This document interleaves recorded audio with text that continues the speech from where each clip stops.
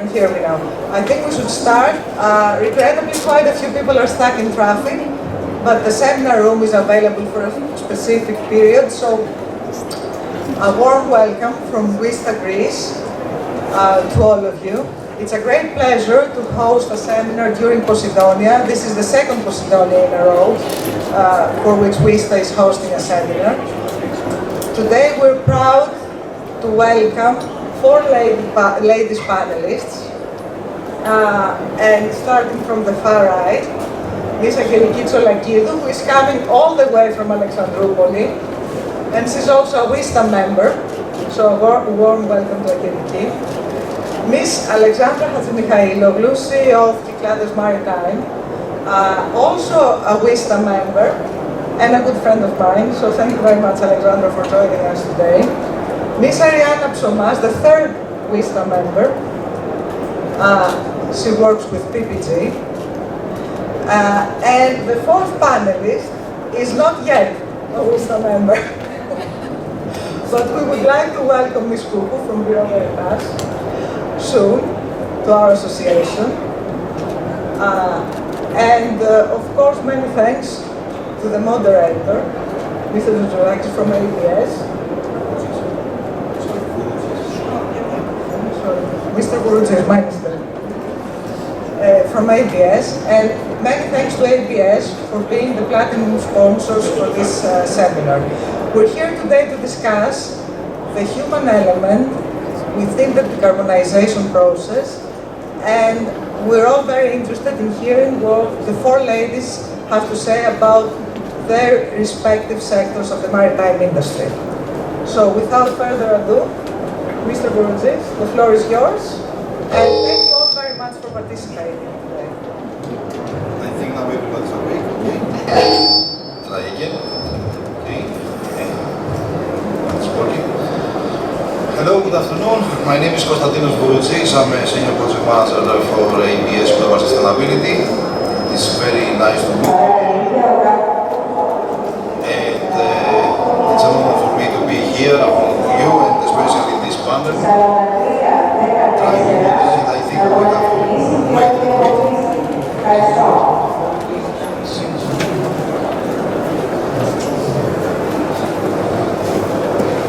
I hope now it's better.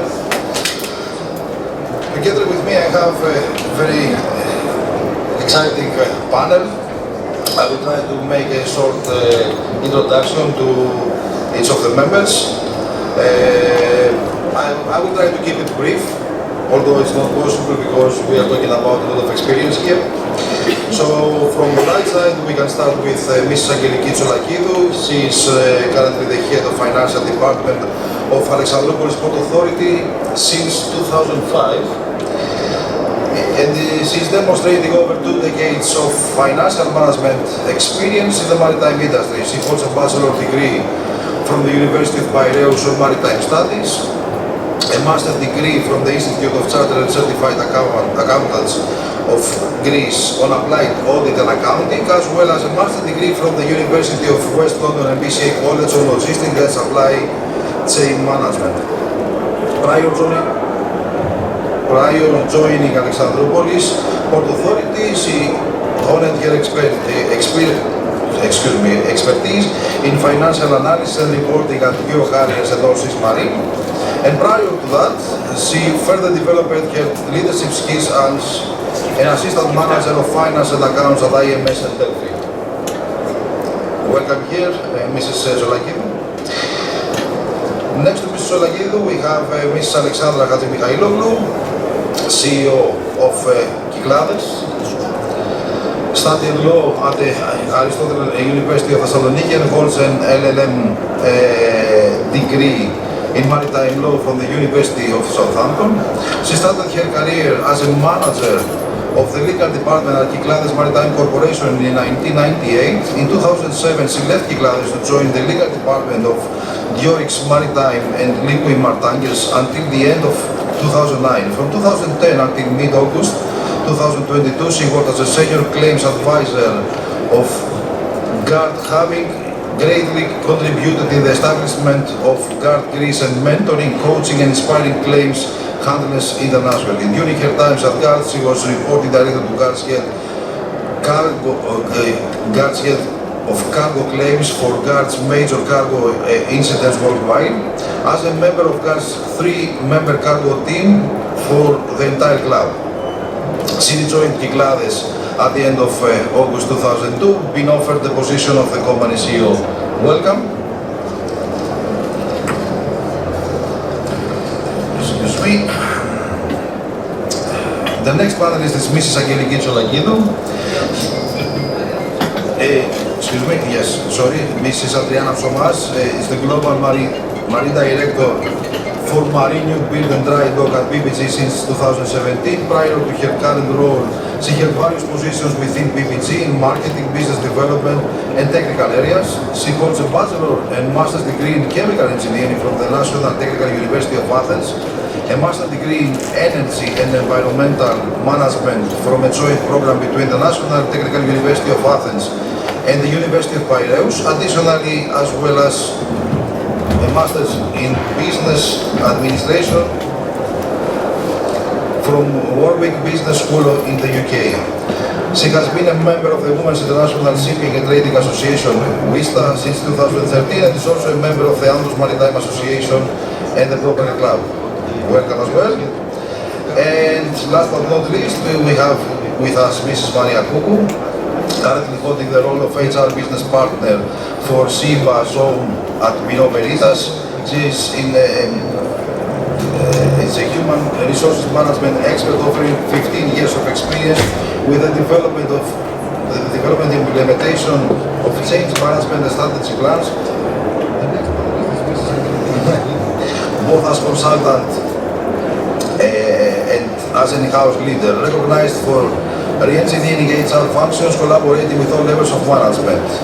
Broad experience with international exposure to Europe and LATAM in fast-paced environments, including shipping, tech, and startup. As you can see, we have on board a lot of experience, and I think we will have a very nice discussion. So, as we all know, we can start the discussion about the main subject of the panel, that is a people-centered decarbonization concept beyond sea level boundaries. So we are going to talk about the human element in this journey. As we know, everybody is talking about technical aspects, about the decarbonization, and we intend to forget a little bit the human element in all this. So we would like to know your opinion and your actions from your companies about the human element, the human impact, and I will just start with the first question. In this era of the decarbonization, how the shipping industry addresses the human factors and the challenges that arise from the new operational demands? If I can ask Mrs. Alexandra Katmihailou. Thank you. Thank you very much for inviting me in this discussion. It's a great pleasure to have all these participants to follow our reflections on this topic. Since I'm the very first one to answer your question, I will provide a very brief overview of the situation we are in. Yes, we are in the decarbonization era, and each and every one of us is trying to meet the goals that IMO has set. And what is this goal? The goal is to meet 0% emissions by 2050 and a 20% reduction of emissions by 2030 compared to 2008, what we had in 2008. Therefore, the entire industry is working very intensively in meeting these goals. For instance, if we talk about bunker suppliers, they are working on introducing new fuels, biofuels. If we talk about classification societies, they really try to support the rest of the industry by giving us guidance. If we talk about, for instance, technology companies, they try to introduce new ideas and new designs. And if we talk about shipping companies, like the one we are in, I am in, we try to meet these goals. And then we start asking ourselves, what steps should we take? Well, there is not just one answer to this question. I would say it depends. Each and every company sets its own goals depending on its mentality, first of all, and secondly, depending on the age of its vessels, the types of its engines, and generally how aggressive approach the company wants to take with respect to the decarbonization. As far as we are concerned, and as I said, there is no right or wrong answer to the approach. Kyklades being a company that has an average age of vessels, which is only 5 years, with modern, very modern tankers, I would say. In the light of a great degree of uncertainty that exists right now, we have started doing, first of all, the things we think that we can safely do, like trying to reduce our emissions by cleaning our hull very frequently, the vessel's hull very frequently, polishing propellers, using silicone paints that help us reduce our emissions because they reduce our consumption. And then, as a medium-term goal, we have to decide what other fuels we should use, and perhaps if we need to retrofit our engines, if we are going to have any new buildings, what will be the design, and what type of engine are we going to go for? So things like that in general. As you can imagine, to answer your question, I now gave an overview of the situation we are in. None of this can be done without having the people that will assist us in this journey, which is a long journey. We have started working on what will happen in 2050. So it's a very long journey. Definitely, therefore, we need to invest on people. The people that we have already in our company, therefore we need to train them if they don't have enough training. And of course, we need to seek additional people that will assist us in this long journey. But this alone is not enough. I think that nowadays, more than ever before, we realize that we need collaboration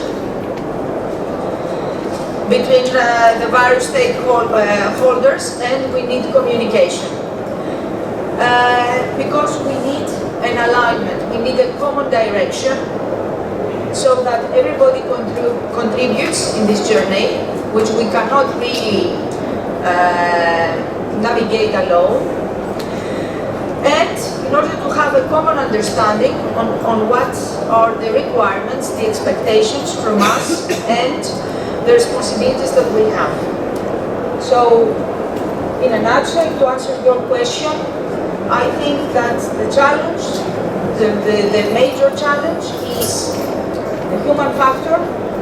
How, if we have the people, if they have the training, how we are going to enhance this training, how we are going to enhance knowledge in general, and how in a society that has learned to work alone, more or less, in an autonomous way, we change stance and we try working together in order to meet this target.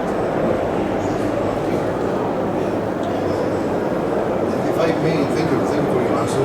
If I may come back to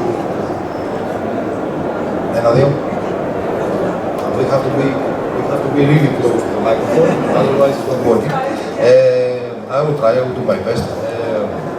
Eladio, to come back on what you said and to wrap up, how challenging you find to really find capable people, skilled people, and to get the right training and to establish something inside your company that has a potential. And also, I do recall a discussion that we had in the past about the uncertainty. And as soon as you don't know, you mentioned also uncertainty, you don't know what will happen in the future. We are still struggling to find the technologies, to find the pathway in this journey. How are you tackling this? How this is impacting your plans? Thank you. As always, we start. As always, we cannot deal with what we don't know about, so we deal with what we know about or what we can do right now. And I have to say that as far as we are concerned, we feel very proud and very lucky having people already in our organization who have the knowledge, the skills. They are coming from the university. You know that the Polytechnic University in TUA, which is the National Technical University of Athens, produces engineers that have a very high level of education, and we are really grateful to them. They have developed a performance system, which is our own performance system. We have it for a decade right now, and we are monitoring with sensors vessels' performance in a great detail. We are really thankful to them. So far, we believe that we can face the challenges with the knowledge they have so far, and we are, of course, prepared to support them with any additional skills they might need in the future. And we also have a software developer as well, who is really fine-tuning the system.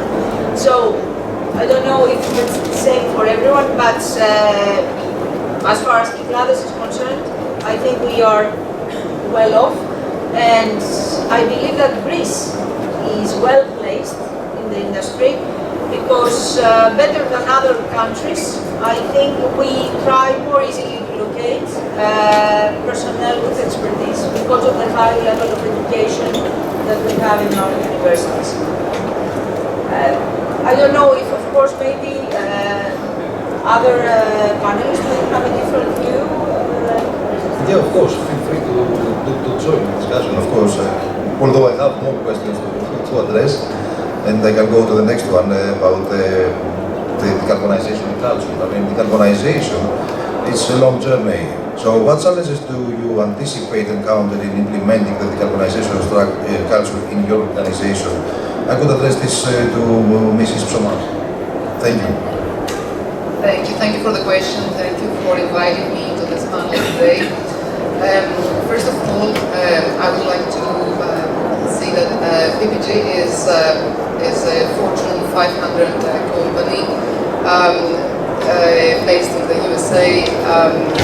Decarbonization and sustainability is in the core of our purpose, and this is a journey that we have started for several years now. So it's not something new. We have encountered a lot of challenges, of course, in this journey. One of the key challenges is understanding and awareness, good understanding on what is sustainability, what is decarbonization across the organization, so that we create an organization across all levels of workforce that values sustainability and is willing to drive the necessary changes to make it happen. Also to be able to communicate not only internally and to the stakeholders as well externally to the customers and drive the right strategies and support our customers and stakeholders with the right strategies for decarbonization. Of course, in order to achieve this, we have employed training educational programs that are targeted to each function, to its level of the organization. We have employed as well mentoring circles that are focused on decarbonization and on sustainability. And we continue this journey. This is not something that we will stop. We continue as there is evolution. Of course, there are a lot more challenges. I can continue.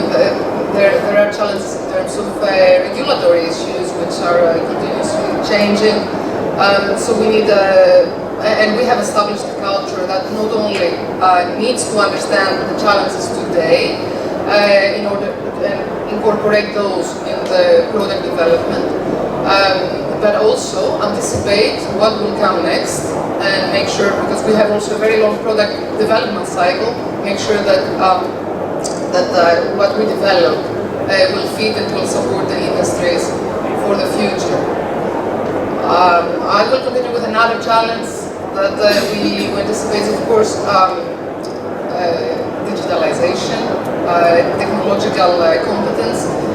So being able to understand, there is, of course, as Alexandra mentioned, there is a lot of uncertainty, so we need to understand the emerging technologies, be aware, and having the skills and the capabilities to implement those into our strategies and solutions for the industry.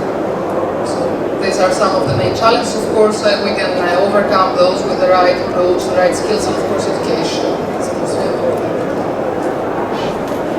Thank you very much. If I may go back to Mrs.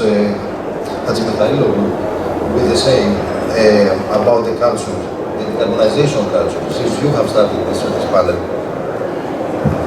Yes, if I was not prepared to answer this question and I had to answer from the top of my head, I would say that my greatest challenge would be changing mentality.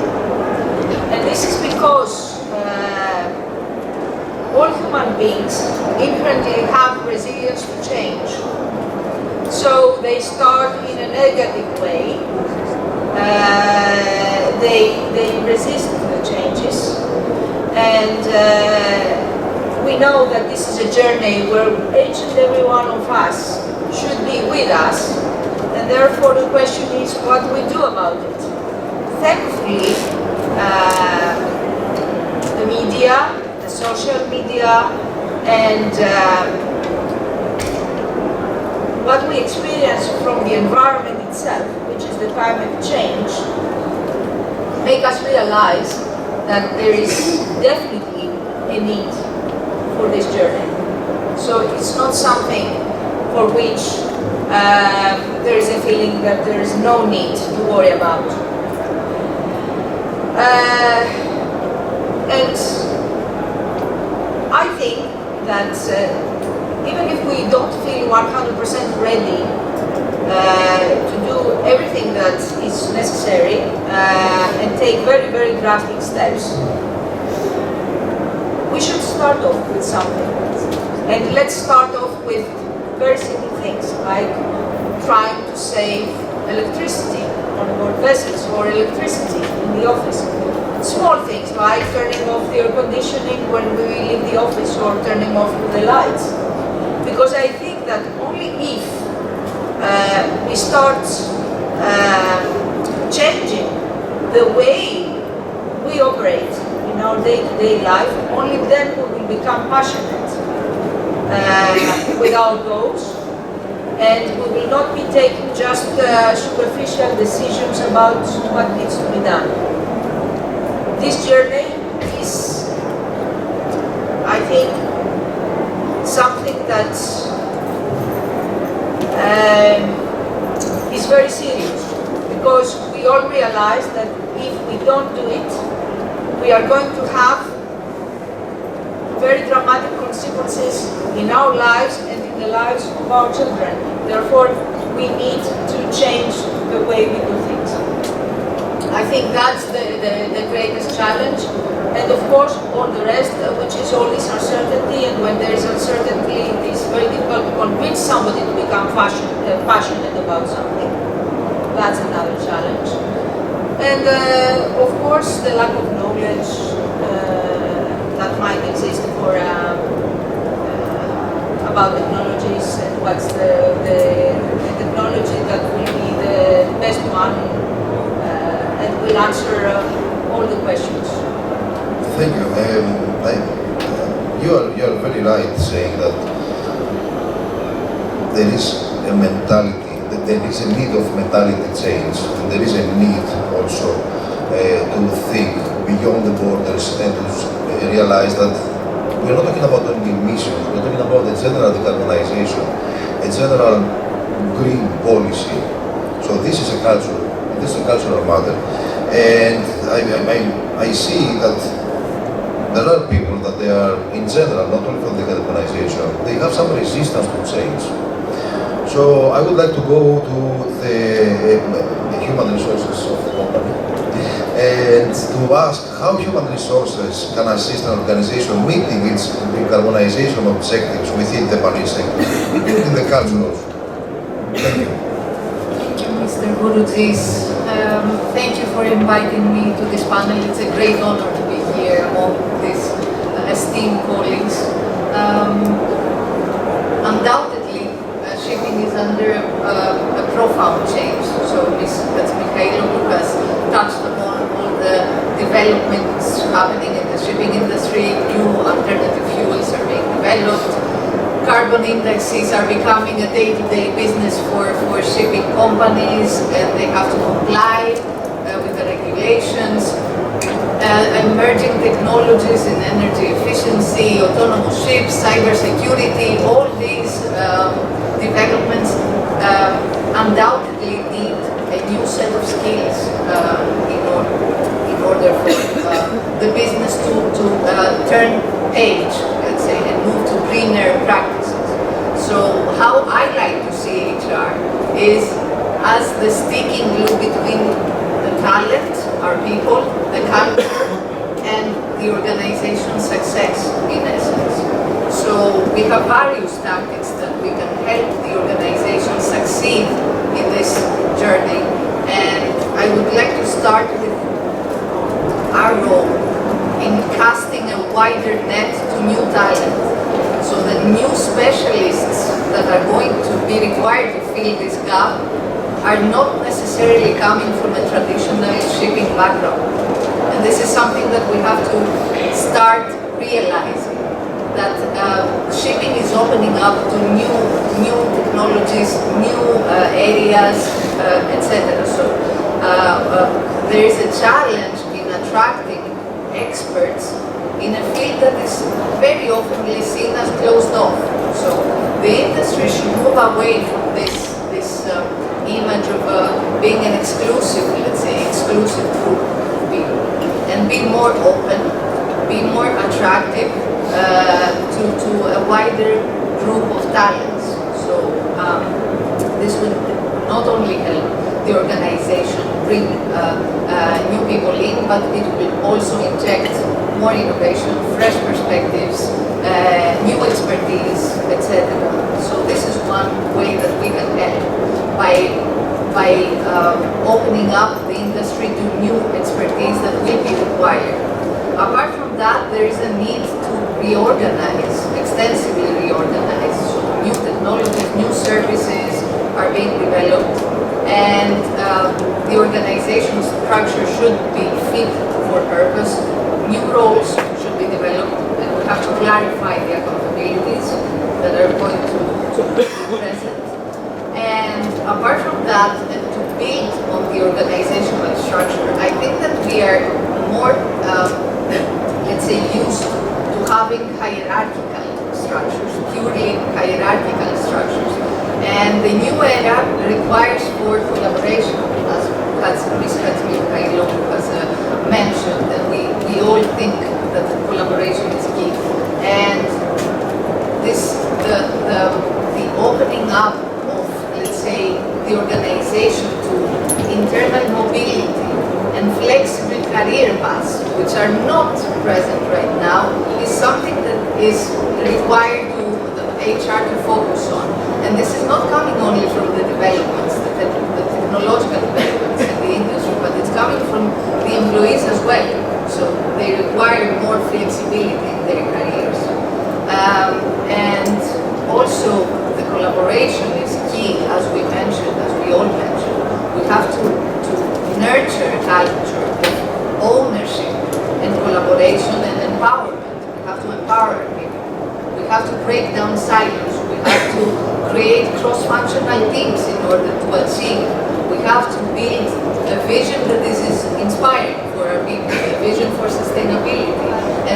as HR help on all these areas, and also to cascade what is the strategic priorities of the company, cascade to all levels of the organization.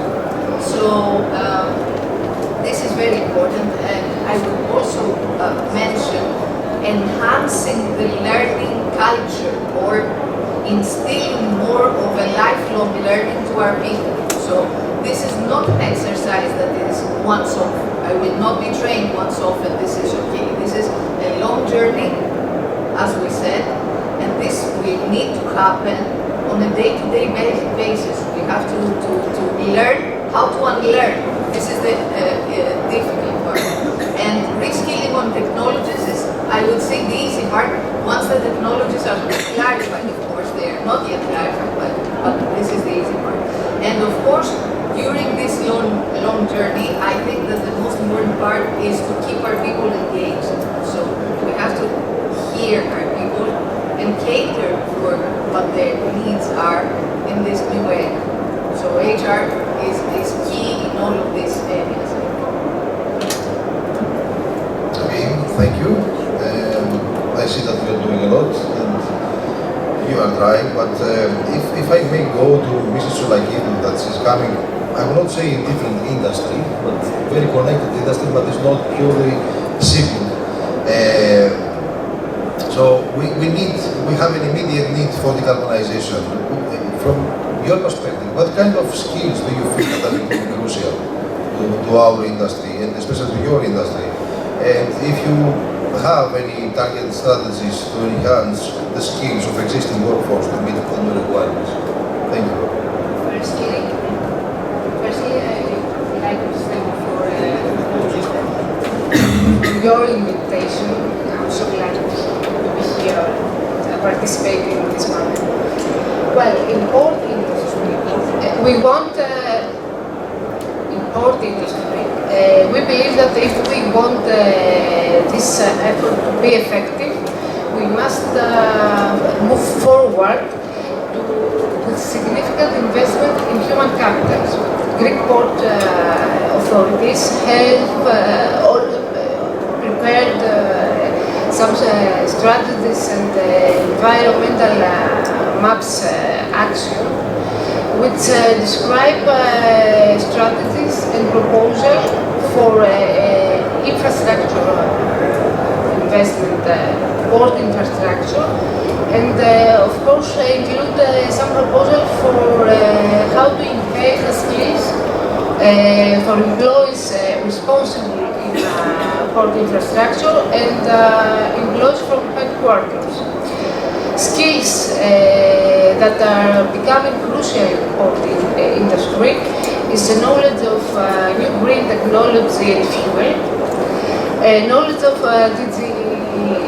digital technology and automation skills, and of course compliance and engagement and communication skills. Compliance meaning understand the new standards of environmental regulations, and of course ability to communicate the goals and the benefits of this effort to other employees and customers. Well, these action maps describe also key strategies for how to enhance the workforce in port industry.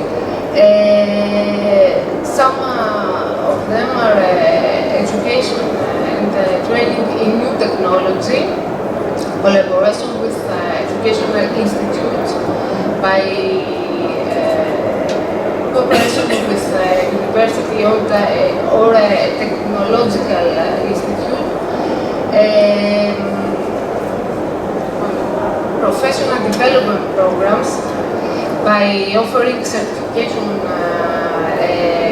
programs in areas such as environmental management, and organizing seminars on new technologies, and of course employee awareness and engagement. Organize awareness campaign on the need to reduce emissions, and encouraging employees to actively participate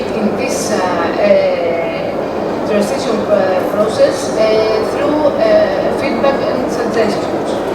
All these key strategies help create a new dynamic and well-trained workforce to respond to the new challenges and of course support this effort.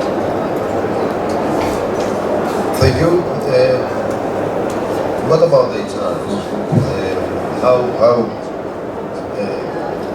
is the view of HR on this, about the needed skills, about what's becoming crucial right now? Thank you for the question. So, one thing is for sure, maritime professionals across the board need to be upskilled and reskilled into many new areas. And of course, on the one hand, we have all the technical skills that are needed. So basically, more, I would say, STEM skills, so science, engineering, mathematics, data modeling or data analytics, cybersecurity, safety, artificial intelligence, and regulatory issues. All these are the technical skills that are going to be developed. But as I said before, this is the more easy part, according to my view. What is also important, or equally important, is the soft skills. So it will entail, this long journey will entail a lot of ambiguity, uncertainty. There is resistance to change, of course. It's only natural. So how well prepared we are as humans and as professionals to navigate this change is becoming more and more important. So skills like adaptability, agility, openness to change, navigating ambiguity, problem-solving skills, critical thinking, learning agility are becoming very important in this new era. And of course, the new era, the green shipping era, will require unprecedented collaboration between stakeholders. So I think that the secret weapon for this challenge is collaboration skills. And at BV, we place very high importance to the skills building. And in the strategy that was announced for the next 5 years, just 2 months ago by our CEO, our evolved people model is one out of the 3 core pillars of the new strategy. So people is really at the heart of the new strategy. And strategic skills is one out of the 3 streams that we have to build. So this is really becoming really crucial for us to build the skills intelligence, I would say. So skills decoding, what skills are needed for us now and in the future, and skills visibility in terms of who has what type of skill, what we need to build, what we need to build internally, what we need to hire or acquire from external sources. So this is the challenge regarding the skills, and I think that all organizations will put people at the forefront of their strategies. Thank you for that. If I may connect with something that you said before, I heard you saying that in the maritime industry we need people from other industries to get in because of the skills needed, because of all this decarbonization mandate. So do you think that we have an opening to collaborate with other industries and to share best practice and technologies in order to accelerate the efforts? And if yes, how? And we can, this is not a question, I mean, what we can answer it. Yes. Thank you. If I may add, I believe that this is a key point, that we will need deliberate knowledge transfer among the stakeholders, all the stakeholders of this really wide industry. Because the industry is not only the narrow, I don't know, shipping companies, ship owners, makers, ports, it's much wider than that. Fuel producers, tech companies that are becoming more and more necessary in the shipping industry, regulators, research institutions, all the stakeholders need to deliberately come together and exchange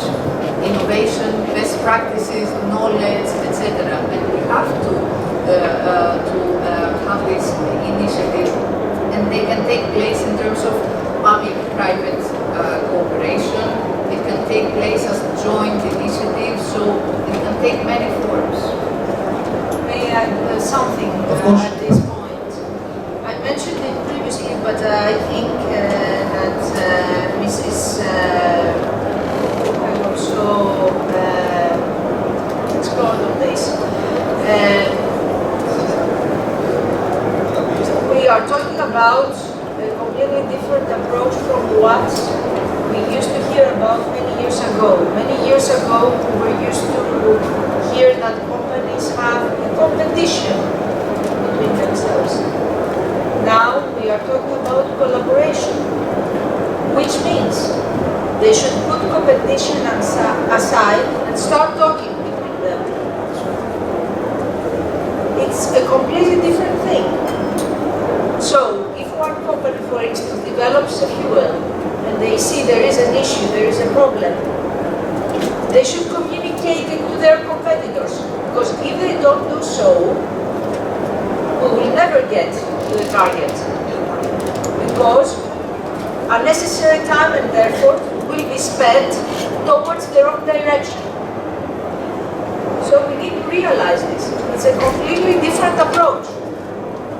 We are asking people who are used to be using their mobile phones, crews that spend their time with themselves in their cabin, people in the office who are chatting all the time, to start talking to each other.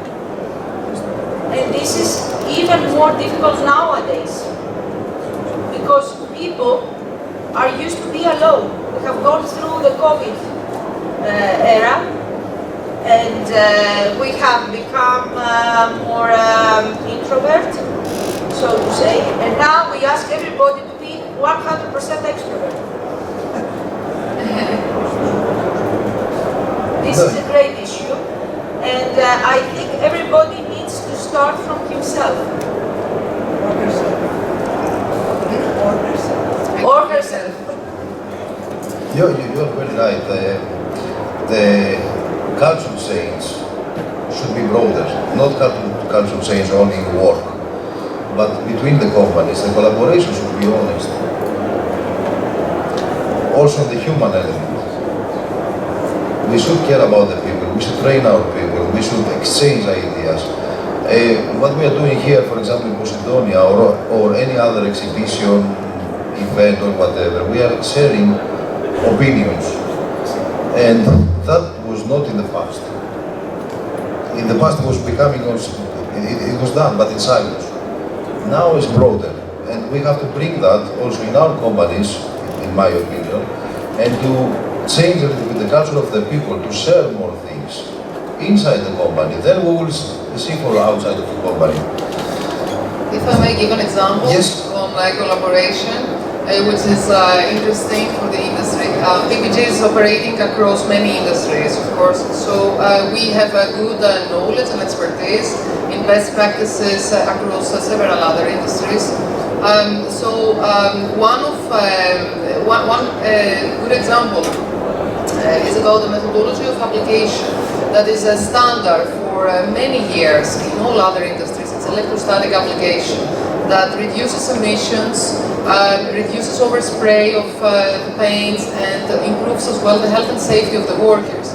So in the shipping industry, this has not been adopted yet. Now PPG, because we have this expertise as a first mover, we developed our coatings to be suitable for electrostatic application, and now we collaborate with shipyards and ship owners to implement this as well in the shipping industry, which is exciting. But there are a lot of similar examples. And this is cross-industry collaboration. Of course, there is collaboration in the industry, and there are a lot of such important initiatives going on. I will give another example with our company. We collaborated recently with RightShip. RightShip has a program, the Zero Harm Partnership Program, and the goal is to create awareness in the industry on the solutions that can help to support a zero harm, zero emissions industry. So we partnered with our silicone fouling release coating, the biocide-free coating that does not harm the ocean with biocides. but it's also silicon coating that can improve the emissions up to 35%. And the goal is to create awareness and faster adoption. So the more and more such programs are now available in the industry. I think this is the key. This is the goal: to create awareness and transparency. Exactly. We have to change. We have to change the way of thinking. To think outside of the box. To change our culture. To share more. But talking about change, Mrs. Solakidou, since 2005 as an organization, you have seen many changes. What about the last journey that we have started with decarbonization? Have you created any departments, roles, specifically focused on the decarbonization, on the development? Well, Thank you. the understaffing because of the complicated process in recruitment under a public sector, it is very difficult to create the department focus on this effort. So employees from existing staff have already taken these roles. Roles that have two directions. The first one is sustainability and green procurement officers who prepare reports with sustainability criteria and of course promote progress with sustainability goals. Coordinate with all departments and prepare these reports. The second one is energy efficiency roles who conduct energy audits, track with energy consumption and savings, develop methodologies for calculating emissions, analyze data and collect these data emissions, and of course prepare the reports. All these reports every month collected by ESG department of Hellenic Republic Asset Fund, which is Port Authority's supervisor, and the fund is responsible monitor the progress of this sustainability transition. Thank you. And how about PPG? About the same. You are there since 2017, so you have seen some transition. Indeed, we have made a lot of. Indeed, we have made a lot of changes, and we have created, in fact, a centralized sustainability department that is reporting directly to the CEO and is overseeing and creates the strategy, the corporate sustainability strategy, and oversees all the efforts for sustainability across the different business units. And then we have a lot of roles that are more targeted, so sustainability partners in the business units, for example, for aerospace, for automotive, for shipping. And their role is to understand, to be more specialized on the industry, on the customer needs, and then make sure that they execute those strategies and support, understand the ambitions, the customer ambitions, the industry ambitions, and support towards the specific industry goals. And we have other roles that are related to the research and development. So we have sustainability roles in the research and development groups that make sure that the whole chain is focused on sustainability, from the raw materials we select to the end product, and make sure again that the strategy, the corporate sustainability strategy, is executed in the product to support the customers of the business units. Thank you. I can presume that you retain your people throughout this journey, throughout this process. So how do you ensure that the retraining programs are accessible and effective to all employees? What is the process? Thank you. We have several training programs that are focused on sustainability. There are a lot of programs that are accessible online. There are a lot of focused programs that are happening in place specifically. But as I read recently in order to implement change in culture and mentality, then we need to repeat the training several times. Sometimes it takes from 6 to 20 times to repeat the same trainings and the same notions, so that we can see the change. So we continue these trainings, we repeat the trainings at regular periods, but also we have created trainings that are a notion of mentoring, so trainings on the go. So not only training programs, but training in practice, which we see are very efficient and effective. Thank you. And moving a little bit towards to the people-centered approach, and that I will use again the same word, journey, this decarbonization journey, because we are talking about the journey. We are not talking about one-stop trip. It will take long. We need to feel that we are not alone, and we need some support. So I would like to ask you, Mrs. Mihailoglu, what kind of international local policy frameworks are needed, in your opinion, to support the people-centered approach for the shipping decarbonization that transcends the national boundaries, maybe? First of all, in my view, in order to synchronize everybody, you need an international vehicle to do that. And I would, in my opinion, IMO plays a very, very important role.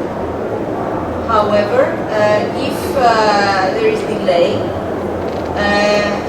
I think that local authorities or local organizations like the Union of Greek Ship Owners could play a very important role in waking up these international organizations that will set the necessary frameworks in order to meet the goals. At this point, I would like to point out that there is one very, very important framework that, in my view, has not been the focus as it should. We are used to that, I would say. We are used to the fact that normally technology moves forward more quickly than consideration to the consequences of this technology. And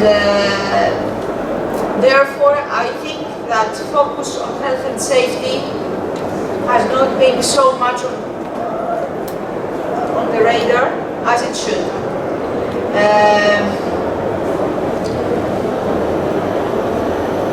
We know that everybody talks about future fuels being methanol, ammonia, hydrogen. We know for a fact that methanol and ammonia are highly toxic. And we know for hydrogen that it is highly, it's combustible and inflammable. And therefore one asks himself, okay, if we develop technology towards this direction, what happens next if we find out that this is a risky technology? That's exactly the problem. We hear about major shipping companies going for one option or the other. We know that their vessels are being delivered with the option of ammonia, for instance. And we have people on board these vessels.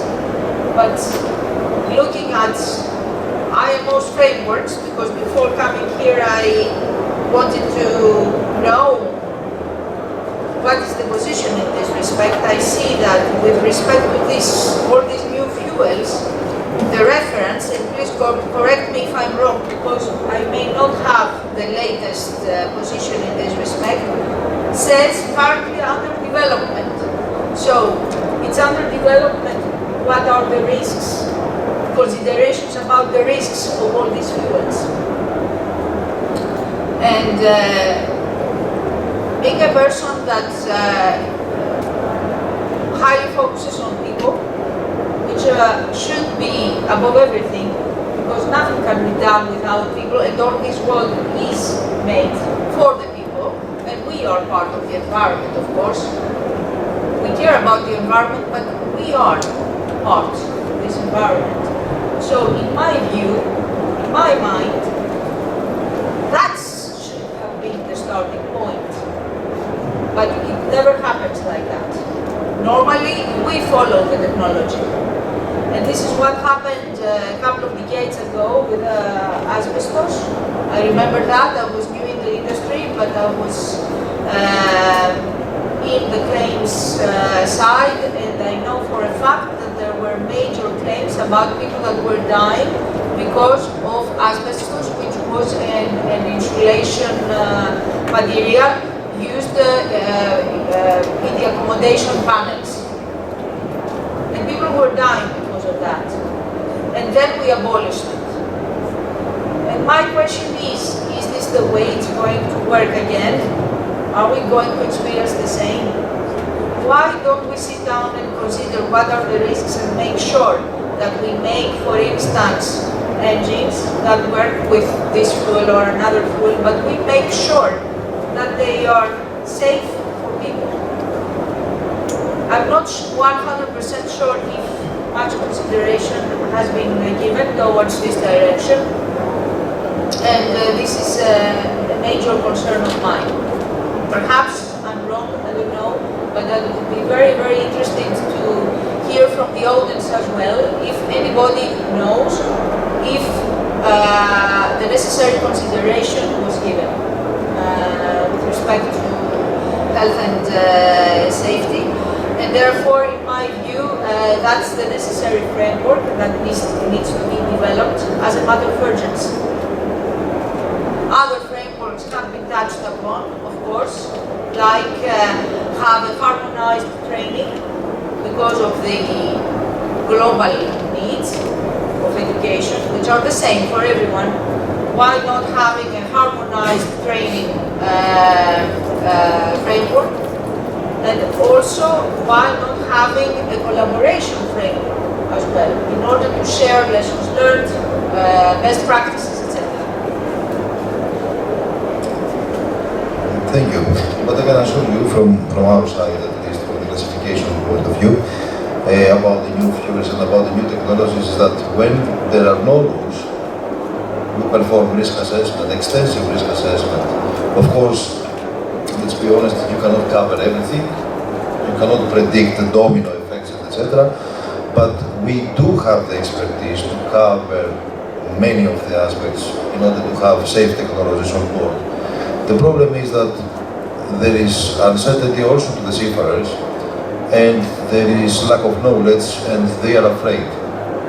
But indeed, it will take some time, and I fully agree with you that we need an international framework for this, sooner or later. Let's hope that these risk assessments are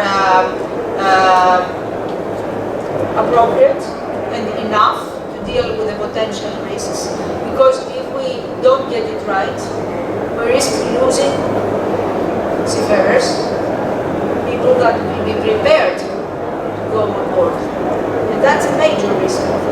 We don't tolerate with the safety. That is, out of any discussion, we don't tolerate with any safety. That's why I said extensive risk assessments with professionals, with experienced professionals, that they know what they are doing and where to look in order to cover everything. And we don't tolerate risky things. So you are assisting shipping companies to make this risk assessment as a classification society? We have guidelines, we have procedures, we have experts that they are assisting. All the classifications, not only EPS that I'm representing, but all the classification societies are doing the same. And we are assisting for the risk assessment, covering a lot of the key points, of the risky points, and we are going back then, and we are trying to develop rules as well. When we see that something can become quite standard, because it's not always, to have descriptive rules is not always easy. When you have different technologies, when you have different risks, you cannot cover everything. So Talking about the health and the safety, I would like to go to Mr. Cholakidou and ask what are the health and the safety implications of decarbonization of, okay, you don't have seafarers, but I would like to know your opinion, or dock workers, and how can this be addressed in the people-centered approach? Thank you. As Alessandra said before, of course, brings significant health and safety implications for dock and port workers. Some of them is, of course, exposure to new technology and fuels, maintenance and operation of new equipment in case if not managed properly, mental health and well-being, of course, because of additional stress and job security concerns in order to continuous learning and adaptation to new practices. The only positive implication I can say is the work environment. Reduced emission can lead to a cleaner work environment. Well, for addressing this implication, we have to work on a comprehensive training program with updated protocols on safety, healthy monitoring and support, on regular health checks and mental health support, enhanced safety measures by safety audits, and last but not least, collaboration with health and safety experts for improving the safety standards. I think that the very first priority is the well-being of workers. It's the only way to have a safe and smooth transition in this direction. Thank you. And shall I ask also Mrs. Psomas?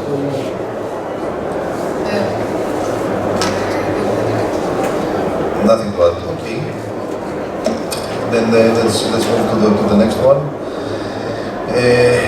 And talking about human element again. So the question is for Mrs. Kuku. How can the shipping industry address social equity in its decarbonization efforts, ensuring fair treatment and opportunities for all? This is something really important, I think, to know from HR. I believe that the shipping industry plays a crucial role in addressing social equity in its decarbonization efforts, and it has to offer equal opportunities, as you said, and equal treatment to all, especially its workforce.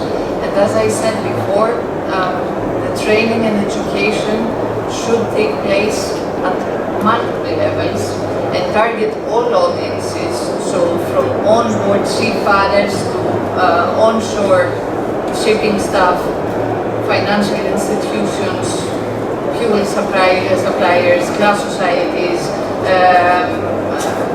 and tech companies. All the shipping ecosystem needs to be retrained, and opportunities for this should be given to all. But in order to do this, I believe that what is important is to, and Mr. Cholakidou, I believe, and Ms. Hatzimirkhailoglu have both touched upon this, that we need to have some common and universally acceptable guidelines in order to do this effectively, to develop all these wide training programs that need to be developed and education. Apart from that, we also mentioned before that deliberate knowledge sharing should take place among all the stakeholders. This is really important for the knowledge and best practices to be shared and have a collaborative approach and actually a win-win situation for all, as I see it. This is not a competition, as Alexandra said. This is a win-win situation that we have to move aligned towards a common future, a better future for us all. And although we need to have a common language, which will be universal, and global, let's say, it's common for everyone. The competency gaps that are going to be addressed need to be assessed locally. So this is a very diverse industry. So all stakeholders should be vigilant and continuously monitor the competency gap and address them on a local state. And of course, the transition to greener shipping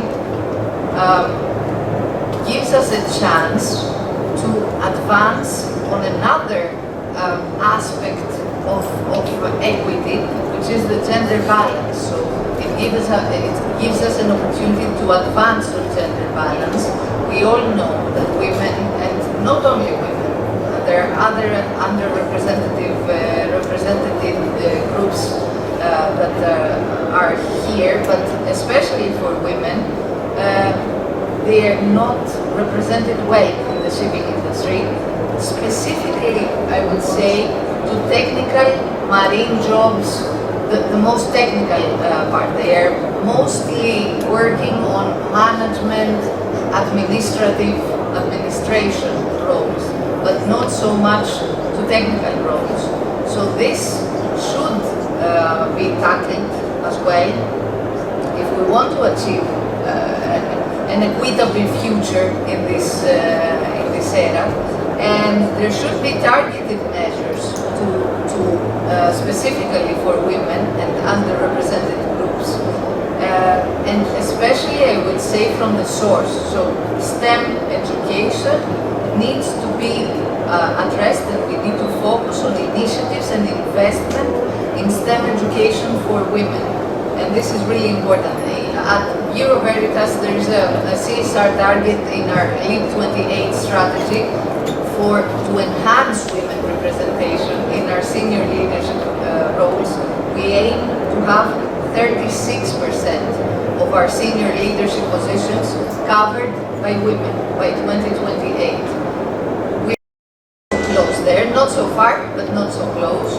But we are actively monitoring this direction. So access to education for all, and also an inclusive greener workforce with targeted actions is very important if we want to achieve a just transition.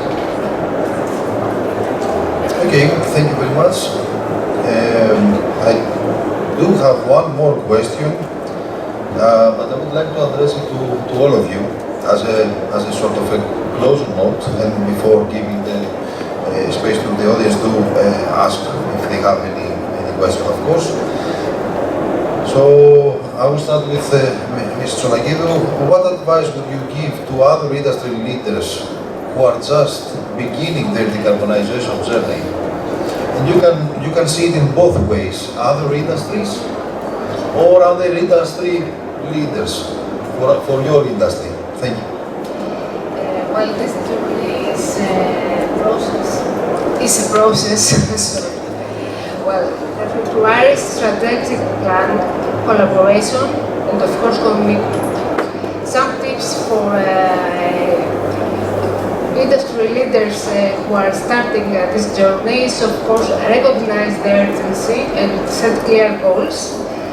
Develop human capital, invest in new technology, encourage collaboration and networking, and of course communicate their efforts. I think that this journey requires a holistic approach that includes technological innovations, staff training, and collaboration with other entities.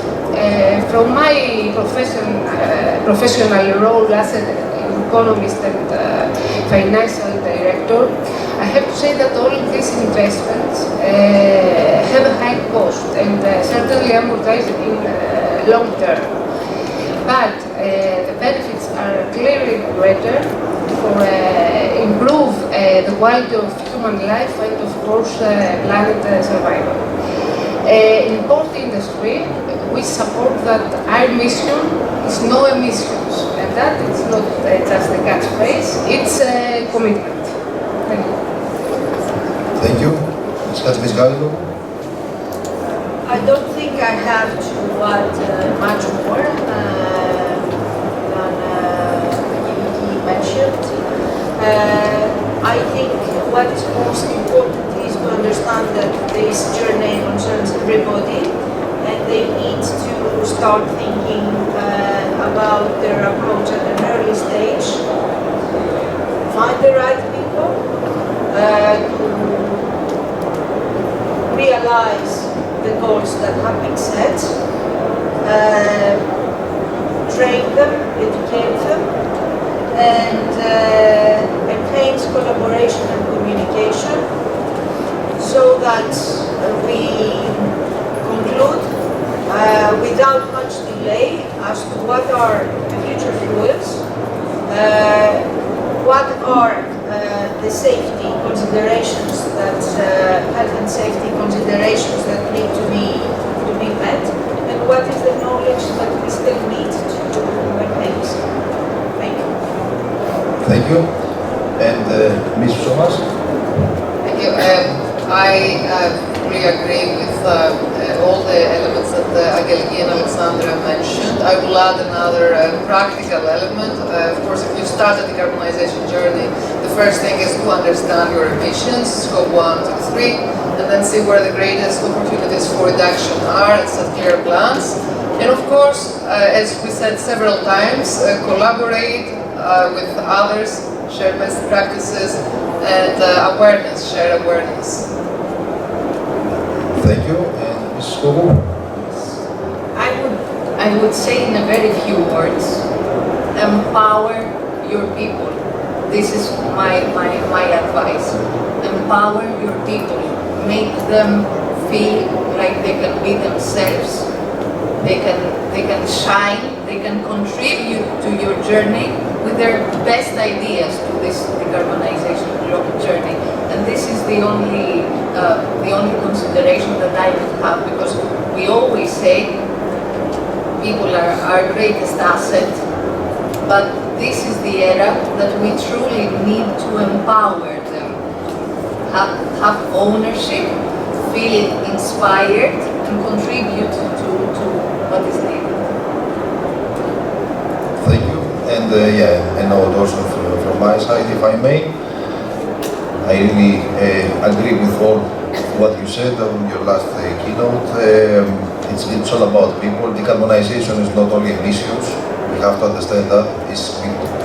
We are trying to do that for us, for our kids. I have 3. I'm proud father of 3 kids. So I'm trying to do the best for a better future for them. And it's not just emissions, it's not about taxes only, it's about the people. And the well-being is also something very important. Empowering the people is also very important. And of course, be happy. We should smile, we should have a great planet. Not grey, great. Just to make clear. A green planet in order to be more happy. On this moment, I will give the space to the floor for questions. If you can introduce yourself, I don't know if there's any microphone. Yeah, and right, I'm Helen Panopoulou. I'm a professor of maritime, something, everything across my career, and I'm very proud honorary member of WISTA Hellas. I would like to build on our experience. The thing about WISTA has always been collaboration, openness, and despite the fact that many of us are competitors among us, I'm competitor with other women in academia, in other institutions, we have always collaborated when it was essential. Can we use the WISTA example for what you mentioned before, that if we create an initiative by which COOs or technical directors create a database in which we can report anonymously or sign, doesn't matter, problems that arise with the new fuels, with decarbonization, with whatever. We could give an example, and as WISTA International is a consultative member of IMO, we could work together towards this direction. I think this is about the female leadership we were talking about when we built WISTA, isn't it? So that's my 5 cents.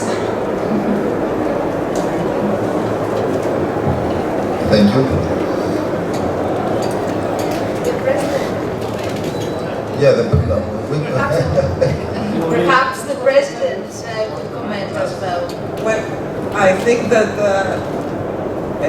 this was the idea behind this seminar. When we organized the seminar, we felt that within the maritime community and within WISTA Greece, we have a pool of talent, a pool of experience, women in leadership positions who can contribute their knowledge and expertise, and that was our mission really, to give something back to this industry as an association. So many thanks to the panelists. I think that we did achieve something really good today because of the collaboration among the WISTA members and the women within the maritime industry in our country. And raising the visibility of our members and our colleagues is key, but also introducing new ideas and processes, proposing processes to tackle this issue and to embrace a culture as an industry where all employees feel that they're appreciated, a culture of meritocracy, and to approach decarbonization with this point of view, I think is key. And this is what everyone underlined here today. And many thanks to Helmeta for including us in this project. And of course the foundation. So, do you want to add something? No, not add anything back to you.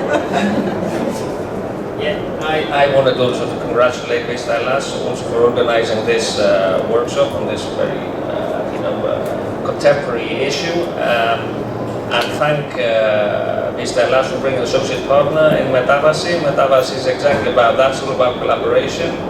It's a 4-year project supported by Lloyd Rector Foundation with a wealth of partners and associate partners in Greece, Cyprus and the wider East Mediterranean. We've got academies from Egypt, from Lebanon and many other countries, and from Israel. Purely that says how much it is about collaboration, and it is about putting the focus on people. There's so much information, there's so much initiatives on new technologies, on legislation, but through METAVASEA we try to place the focus on people, on gender equality, on the opportunities that decarbonization creates for a new work environment besides all the other. So congratulations for your approach to this panel, for bringing on board distinguished ladies from various backgrounds, and I think it's very important to get the perspectives of all stakeholders involved in order to be able to get the right conclusion and make sure that the transition is safe and no one is left behind, and it creates opportunity rather than creates new challenges. Thank you.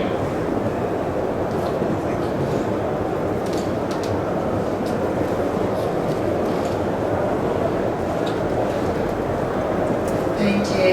And again, warm congratulations to all the panel. It was a very stimulating discussion.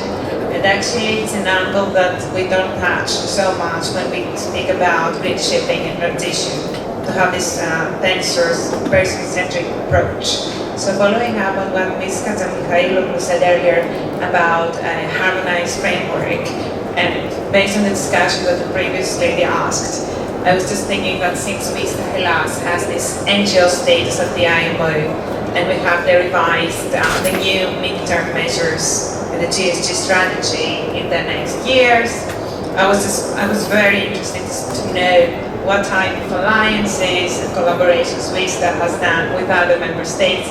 Perhaps this is for the next conference of WISTA, but I think that this organization has a pivotal role to play to make the change and create a global framework for safety, for training purposes.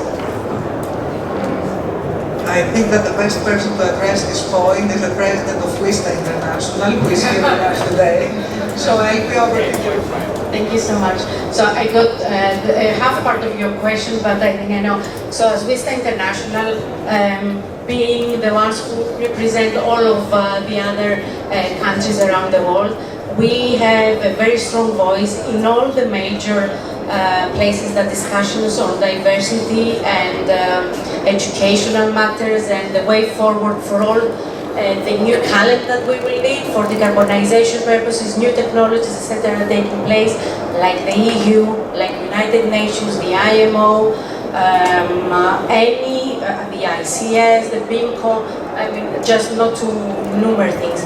Any ideas you might have that we haven't thought about, you are always free through your local NWA to pass on the ideas you have.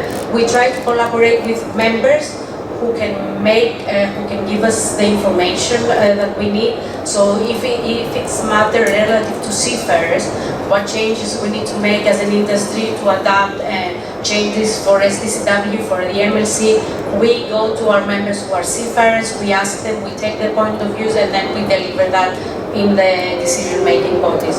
I hope I replied to your question. Unfortunately, we don't have more time. We have to end this session because there is another session There's later. another session, but ABS are kind enough to host us at their stand, so please join us to continue the discussion there.